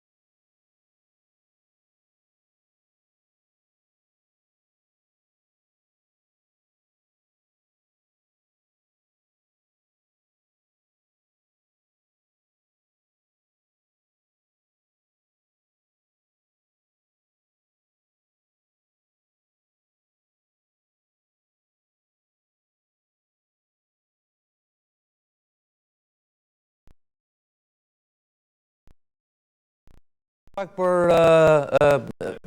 Vetëm baro, po. Duhet mbaroj të kërkoj së pak ty në ndjes, se u tonë edhe shikues dhe... Jam sesionet janë normale, nuk ka i kaluam atë pjesë. Shiko, u them të që është komplet jo produktive në qofë se aksin e kritikës ndaj aset gjithës të shkaktarët Partisë Demokratike ta kalojmë nga kundërshtari, pra nga blerje votës, nga e tjerë, ta kalojmë tek një grup armiqësor brenda partisë. Them që shkaqet e humbjes katastrofale të Partisë Demokratike, nëse duam që t'i shërbejmë temi shëndetit asaj partie, duhet t'i shkojmë brenda saj, duhet t'i shikojmë tek kryetari i partisë. Dhe nuk ka sesi që ne këtu me këtë status të kemi të marrim pozicionin të cilat nuk i ka as lideri sa historik i cili doli dhe fori qartë. Ka shumë shkaktar, por shkaktari kryesor i humbjes është Lulzim Basha. Të paktën kësaj ne nuk ka pse t'i shmangemi. Lulzim Basha është shkaktari kryesor i humbjes asaj partie. Dhe nuk po futem këtu thjesht tek listat, që janë një histori më vete. Po futem tek sjellja politike e Lulzim Bashës që nga momenti që ka marrë Partinë Demokratike dhe deri sot. Është një sjellje e cila e ka lënë gati Partinë Demokratike pa një fizionomi të qartë politike. E ka lënë Partinë Demokratike në një parti e cila sot është partia më e çorganizuar nga të gjitha partitë kryesore politike në vend. E ka lënë Partinë Demokratike sot një parti e cila nuk ka as kapacitetin e mjaftueshëm të bëjë një garë. Fakti të rejtë Zotit Patozi, për shembull, i mos përfshirjes në garë të Zotit Patozi, është në vështrimin tim një humbje madhe për Partinë Demokratike, për garën e Partisë Demokratike, pa për t'i përcjellë një mesazh njerëzve të saj që në këtë parti ka antikorpe që funksionojnë, kjo parti është gjithsesi vitale, pra mund të rekuperojë. E thoni që tërheqja e Patozit është dëshmi e garët paragjykuar. Sigurisht, sepse minimalisht duhet që koha fizike që kundërshtarët të jenë një garë reale me Zotin Basha, duhet që së paku të kalonte kjo si val, pra, çfarë ndodhi, e kam thënë njërë, të metabolizoj nga Partia Demokratike, të analizojshin arsyet dhe të jepej kohë kandidatëve tjerë, e cila kohë absolutisht e mundshme, të shtyeshin shtator, në mënyrë që kandidatë e tjerë të krijonin një raport me partinë, me strukturat e partisë, si mund me shumë drejt, Zoti Patozi thotë, si mund të futem unë në një garë me një kryetar partie, sepse është praktikisht kryetar partie, i cili ka një pjesë të madhe strukturave i ka tjetë, i ka vendosur vetë. Ndërkohë që unë nuk kam asnjë pikë kontakti me strukturat. Kura e Zotit Selami është kura me vërtet për të përshëndetur. Futet në një garë, ka vetëm 20 ditë kohë për të garuar me kryetarin aktual të partisë. Pra, shenja e mospjesëmarrjes Zotit Patozi, që do të thotë se edhe kandidatë tjerë të cilët nuk kanë pasur intencion për të futur në garë, nuk futen. Është një dëm jashtëzakonisht i madh për Partinë Demokratike. Që këtu duhet që të fillonte realisht ringritja e partie. Në qoftë se një parti politike nuk ushqet nga gara, praktikisht është një parti asfiksuar. Partia Demokratike është një parti asfiksuar sot. Dhe ky asfiksim ka lindur vetëm nga Zoti Basha. Një asfiksim ishin listat e tij, që ne dim se si prodhoi. Po, shkome pak Zaloshin një analizë që ti ke bërë të shkëmbimit të votës, pra ku vota ka lëvizur në gati 5.000 qendra votimi në rang republike për sa i përket Partisë Demokratike. Kjo është një analizë mikro, në fakt se bëm një analizë makro në rang vendi për partitë kryesore. Këtu kam bërë një analizë mikro, meqense pata dhënat bazën e dhënat të 5.358 qendra të votimit, dhe nga analiza më rezulton të kjo gjë, që në 2.400 qendra votimi ka një korelacion të fortë të rënjes pjesëmarrjes në ato qendra votimi me rënjen e PD-s. Dhe shumica dërmuese ose pothuajse të gjitha këto qendra votimi ku ka këtë korelacion të fortë janë të gjitha në zonat urbane. Pra, në zonat urbane, në ato qendra ku ka rënë pjesëmarrja, ka rënë dhe votat e Partisë Demokratike. Në 1971 qendra votimi, që janë në qikë më shumë se 1/3 gjithë qendrave të votimit, nuk ka rënje pjesëmarrje. Ka vetëm transferim vote nga votat PD-s, ka ngaluar... Dhe në cilat zone, flasër për zona urbane, zona rurale? Janë zonat thella rurale. Pra, këto 1971, për shumë gjeta një fshat, e kapa rastësisht, çam kapi dora atje, ishte fshati Ujmiri i Kalas Dodës. 149 veta kishin votuar para 4 vjetësh. Këtë vit, 146, vetëm 3 veta, njëri mund të ketë vdekur, njëri smur e tjerë tjerë. Çfarë ndodh tani me votat e PD-s? Nga 109 vota që kishte PD-ja në këtë fshat vogël, 2013, kishte zbritur në 67. Dhe gjithë këto vota kishin kaluar PS, LSI, PDU. Pra, dhe të tillë janë 1971 fshatra. Kuptohet janë fshatrat vegjël. Po, le të mentojmë qendra pra që ta ndajmë. 2400 është bojkot apo jo? Në 2400 është mos pjesëmarrje dhe është zona urbane. Janë të gjitha pothuajse 1/1 zona urbane. Dhe 1978 janë pothuajse 1/1 zona rurale ku ka pasur shkëmbim vote, pra ka nikur nga djathtë as majtë. Po e theksoj, zona të thella rurale, sepse duket nga numri i votuesve i vogël për kuti, pra. Për kuti. Pastaj, në 1992 kemi qendra mikse ku kemi edhe rënjet pjesëmarrjes, edhe shkëmbim vote. Edhe shkëmbim vote, por nuk është korelacioni pra siç është ose në njërën pjesë ose dhe këto që janë mikse, këto janë duket që janë qendra që janë rrotull qyteteve. Pra, nuk janë larg, janë fshatra, por janë... Le ta themi si puna e dallëve kur bie guri. Pra, në qendër kemi mos pjesëmarrje, në zonat urbane mos pjesëmarrje. Gjithmonë duke dalë nga periferia, fillon dhe përzihet, pra mos pjesëmarrje dhe shkëmbim vote, pra që kanë ndryshuar ngjyrë, dhe ndërkohë sa më thellë që shkon, sa më larg që shkon dallga, pra rrethi, aq më shumë kemi transferim vote nga djata majtas. Pra, dhe ky për mendimin tim përbën një problem kushdo që do jetë kryetari i ri i Partisë Demokratike, me gjasa do jetë Lulzim Basha, është që në zonat urbane se si t'i bëj këta njerëz të cilët... Pra, potencialisht i ka vetëm duhet i nxjerri. Duhet i nxjerri. Kurse në për fshatra... Betejë më e madhe është me fshatin. Në fshatra, nuk e di... Si ka mundësi që ky mbetet gjithmonë një problem i çdo opozite dhe çdo qeverie. U kujtoj edhe opozitën e Partisë Demokratike në thënjishin, fitojnë zonat e mëdha urbane, humbi zonat e thella rurale. Kujtoj 2009-ën, me Partinë Socialiste, fitojnë në qytetet e mëdha, në kohë në fshat, vota e fshatit shkojnë në mënyrë masive për qeverinë. Pra, ka një shpjegim për fari? Patjetër që ka një shpjegim që lidhet me proceset sociale dhe ekonomike që ndodhin në hartën e vendit.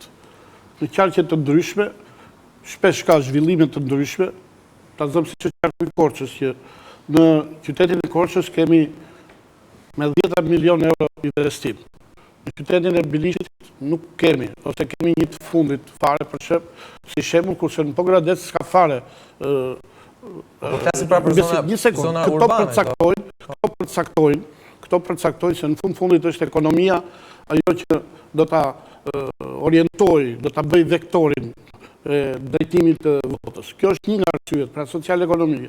Arsyet tjetër është arsye shumë serioze, dhe nuk mund të bëjmë të pat diturin edhe nga pjesa një fotografie që mund të japin tani, apo një incizimi, apo që problemi blerjes votës është një problem jashtëzakonisht i madh dhe nuk është vetëm në favor Partisë Socialiste, nuk është vetëm në të LSI-s, është një problem social shumë i madh, një problem politik që kërkon një vendimarrje dhe një, do të thënë, një reformë të vërtet. Por ajo në këto votime ka qenë jashtëzakonisht e ka kriminalizuar shumë votimin.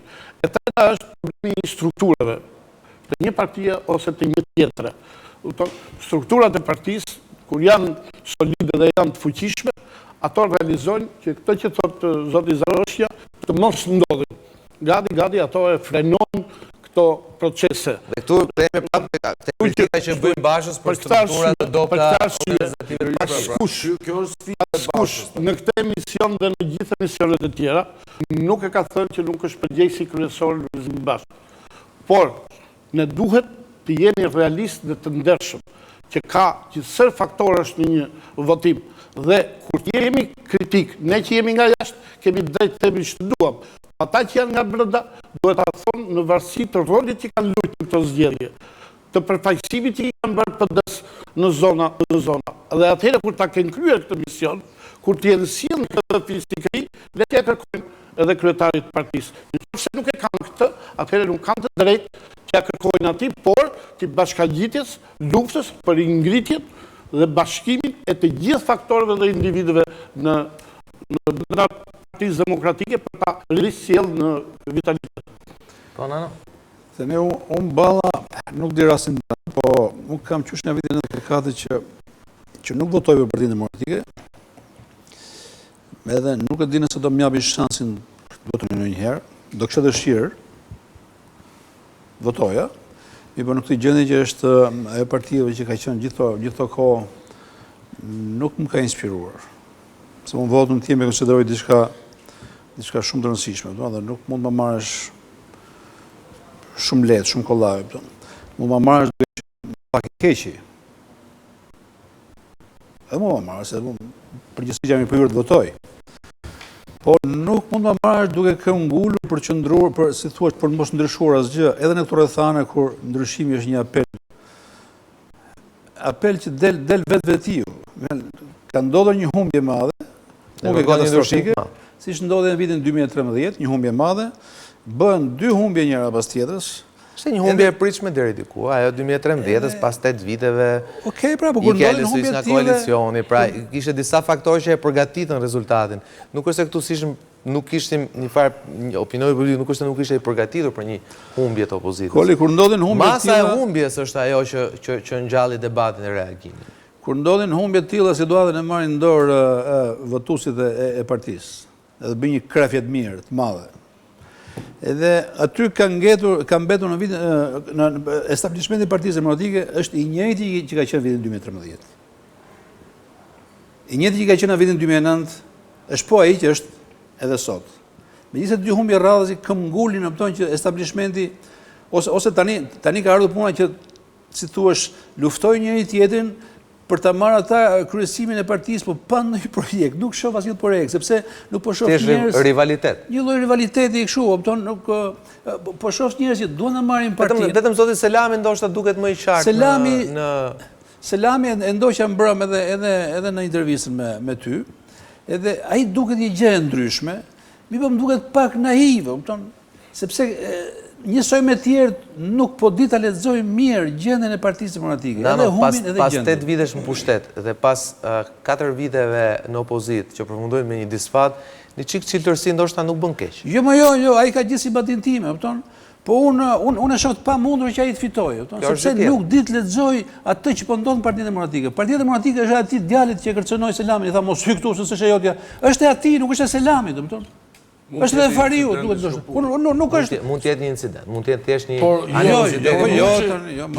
Muçi ka një farë drejtë për këtë gjë që koha është kaq e shkurtër për Selamin, po të kishte 6 muaj kohë Selami, ndoshta do të bënte fushatë intensive, ndoshta mund të kishte një shans më mirë. Po nuk ka Zalosha Zalosha, do t'i themi gjë.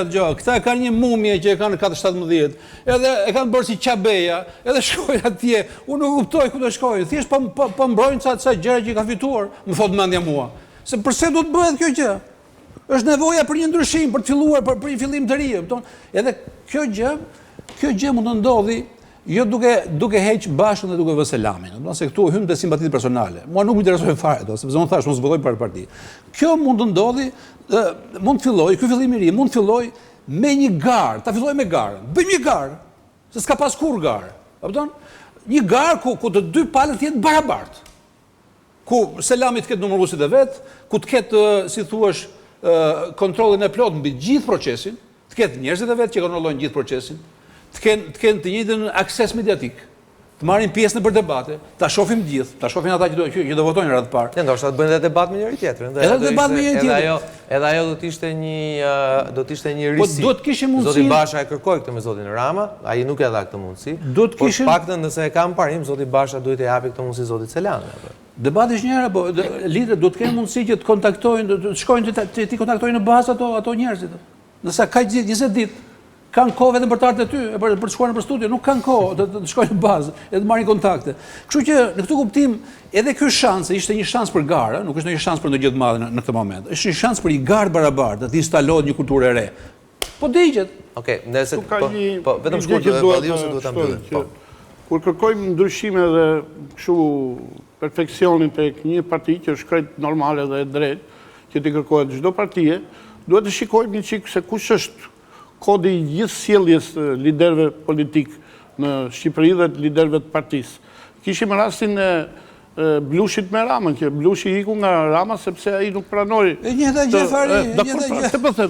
Po, kështu që kur e keni kritikuar në atë ku ndodhi. Ka do një kontekst, do një iluminim të gjithë liderëve dhe të realitetit politik që duhet ulin armët, duhet ulin armët dhe të pranojnë garë. Unë e thash në mënyrën më objektive të mundshme të standardit që ka Shqipëria, mos i kërkojmë këtë tjetë jashtë këtij standardi. Falenderoj Farid, falenderoj Nanën, falenderoj Vaslarin dhe Zaloshin, falenderoj gjithë kolegët e mi që kanë qenë këtu në këtë maraton 5 ditore elektorale, falenderoj gjithë stafin e Top Channel, pa diskutim për këtë super ndërmarrje jo thjesht teknike, por rreth par njerëzore.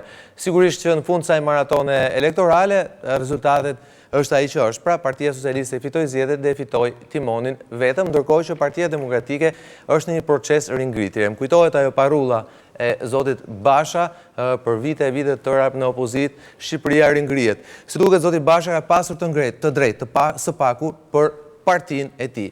Por dua ta mbyll me pak tone më të qeshura, kjo ka qenë një fushat thuajse në kufit e normalitetit, dhe do të mbajnë mend edhe për shumë batuta, për shumë video, për shumë fotografi, do të mbajnë mend për timonin, do të mbajnë mend për tepsin, apo për baftianin, për forcën e parë dhe forcën e paparë. Ky ishte në fakt zgjedhje, ishte një shans për gjithë, ata që marrin pjesë politik dhe jo vetëm. Po në fund vendosen shqiptarët, po ndoshta vendosen dhe për këtë. Shqiptar kudo që jeni, ju kërkon në natë vini, ju kërkon në natë vini. Luli e ka shpall bukurisht që nuk është për punë. Zgjohet vetëm kur ka kamerat përpara. Lulzim edhe 100 në gjumin më të ëmbël që dëshiron. E keni pa që shka është çuni mirë Luli, është çuni mirë Luli, çuni mirë Luli. Majnë fotografinë e Lulit, po pse këto majnë tatën? Po ta shohin presidenti atë fotografi, nuk e njeh kush është ky çuni fare. Lulin e kanë provu Tiranës. Është shalqi me provë. Ju doli kumu. Ka ardhur koha të votoni, të përmbyllet tranzicioni.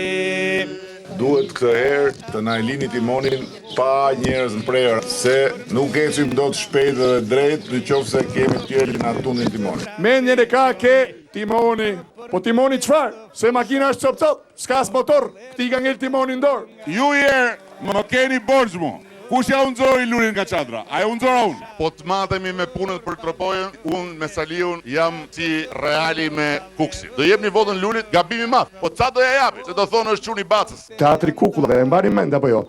Zogu, dorën te xhepi. Forcat në fronte janë ndarë, pretendojnë vëndin e parë. Partitë e vogla nuk janë garante të demokracisë, janë vetëm garante të tepsisë. Tani po zihet me LSI-n për tepsi. Vije tepsia përpara, gjithë botën koalicionet bëhen mbi bazë programesh, këtu bëhen mbi tepsi. Natë për natë shfaqemi me Tiranë. Me barsalet, me batut, me karikatur, me tuta, me qitjane, me dajre, me daulle. Me të zduri me ju sos, kërkon të armatos, kërkon të armatos. I gjithë popullit do armatoset, po si lidhi policia ta zagar. Po ta them unë, do të armatosun popullin. Është bërë pish Ilirmeta, tani u bë pish, sepse e shikonte vetën gjithmonë një dorë baklava e një dorë në sheqerpare. Dorën baklava s'ka për të pas kurrë. Edhe këta të sheqerpare s'kan mend me ja heq dorën. Demokratët me lullëzimin ndërrojnë delegimin. Nuk është djali keq, po aq ka, por nuk mund prezë nga Luli të rregullojë në punë. Nga Facebooku në ekspozita, nga futbolli, basketbol, prite kur vit bëj vertikalen këtu në Kukës. Ja thash dhe Lulit kur e takova, po t'ishte fasada e parëndësishme ti nuk e pse i kre flokët kur del, dili pa krehur. Si pritet këto? Unë i shoh për herë të parë këtu në studion tuaj. Mitingu ishte një miting i jashtëzakonshëm, i mbështetësve të opozitës. fakti që janë jashtë liste nuk tregon se unë jam hakmarrës në njërit apo mos minjos në tjetrit. Zdua ma lean s'do gjur, timon me dobiq në pror. Kishim Saliun që thyen dhe rekorde për ndë junuj. Doli dhe Luli që thyen rekorde për të ecur në këmbë. Makina s'ka motor, po për këtë s'ka fare rëndësi kjo. Mjafton të rinë timon. Nuk ecën makina, është prish ekonomia. Timonim duhet më thënë. Sikur na ka kap mallkimi sude se nuk na ndahet studia, na shfaqet në lloj formash, herë me fytyrën e Lulit, herë me fytyrën e Pemblushit, herë me fytyrën e Petrit Vasilit. U çmenëm. Shikosh kush e pas ka timonin, more. E vetmja rrugë dalje nga kjo situatë është programi i Partisë Demokratike Republika e Re.